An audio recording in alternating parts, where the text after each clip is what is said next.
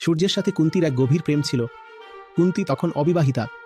কর্ণ জন্ম নিলেন, কিন্তু কুন্তি সেই প্রেমের মান রাখতে পারলেন না। নিজের সন্তানকেই ভাসিয়ে দিলেন। তার কাছে প্রেমের চেয়ে সমাজের দেওয়া সম্মান বড় হয়ে দাঁড়ালো। ব্যাস, ওখানেই মহাভারতের বীজ বোনা হয়ে গেল। যে শিশুটি ছিল তোমার প্রেমের ফুল, তাকেই তুমি জলে ভাসিয়ে দিলে, আর সারা জীবন নিজের চোখের সামনে তাকে অপমানিত হতে, লাঞ্ছিত হতে দেখলে। কেন? ওই সামাজিক সম্মানের জন্য। আমি তো রানী, আমি তো রাজমাতা। আমি কি করে বলি যে লোকধর্মের সীমা ছাড়িয়ে আমি কাউকে ভালোবেসেছিলাম, হোক তিনি স্বয়ং সূর্যের মতো তেজস্বী? কিন্তু কুন্তী বলতে পারলেন না।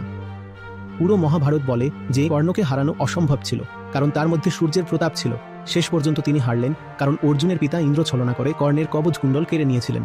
একটা মহৎ প্রেম থেকে এক অদ্ভুত সন্তানের জন্ম হয়েছিল। এটা তো আনন্দের বিষয় হওয়ার কথা ছিল, কিন্তু হলো না।